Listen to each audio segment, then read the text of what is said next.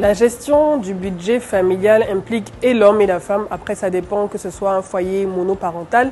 Mais le plus important, lorsque vous concevez votre budget, c'est de pouvoir, dès les premières lignes, mettre en priorité la première dépense. Et pour moi, la première dépense, c'est l'épargne. Et ensuite, maintenant, lister les dépenses et faire des allocations spécifiques en fonction de certains pourcentages concernant ces différentes dépenses. Mais le point d'honneur, le plus important pour moi, la première dépense de votre budget, c'est votre épargne. L'éducation financière, à mon avis, doit être intégrée au sein de notre curricula dans les écoles, dans les universités. C'est très important parce que finalement, on se retrouve avec des adultes qui ont été formés aux notions de base pour des métiers spécifiques, mais qui n'ont aucune compréhension de la gestion de l'argent. Parce que l'argent, en général, sous nos tropiques et surtout en Afrique francophone, est tabou.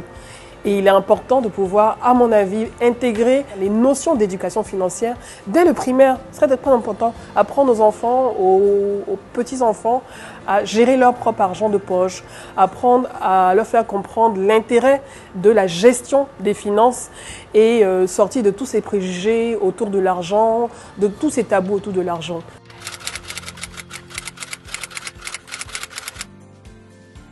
Une crypto-monnaie, c'est un actif qui s'échange de pair à pair, donc sans tiers de confiance. Elles n'ont pas de support physique, comme des pièces ou des billets.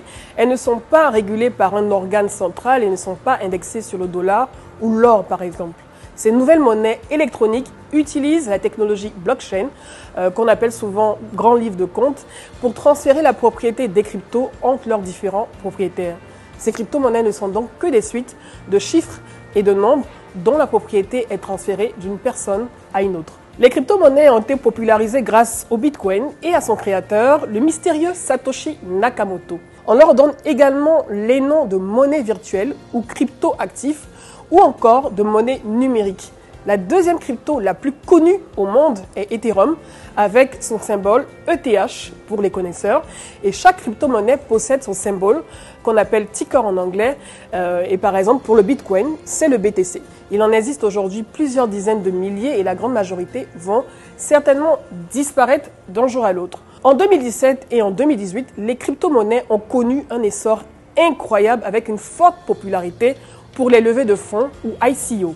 Lever des fonds en crypto permet à n'importe qui, n'importe où dans le monde d'investir dans un projet.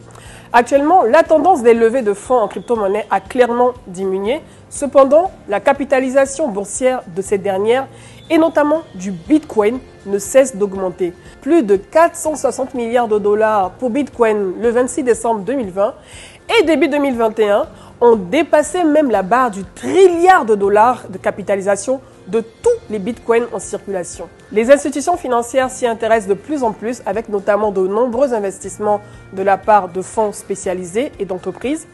Et les banques centrales s'y mettent également au travers des CBDC ou MNBC pour monnaie numérique de banque centrale.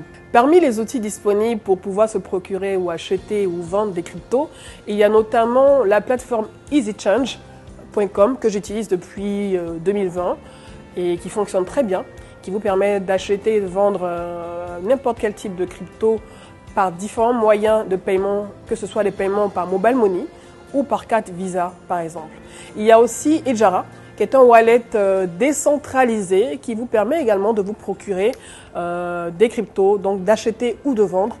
Et il y a enfin le géant Binance, qui est également présent au Côte d'Ivoire. Et grâce à Binance, vous avez également cette possibilité d'acheter ou de vendre des cryptos. L'un des avantages des crypto-monnaies et du Bitcoin est de pouvoir permettre d'inclure le maximum de personnes et de pouvoir d'une certaine manière diminuer le nombre d'exclus du système bancaire, du système monétaire. Donc, on sait qu'on a la possibilité, grâce aux crypto-monnaies, de pouvoir échanger de pair à pair, de personne à personne directement, sans intermédiaire, et donc finalement de pouvoir participer aux transactions financières, de pouvoir faire des échanges sans avoir besoin de fournir des documents et ce genre de choses.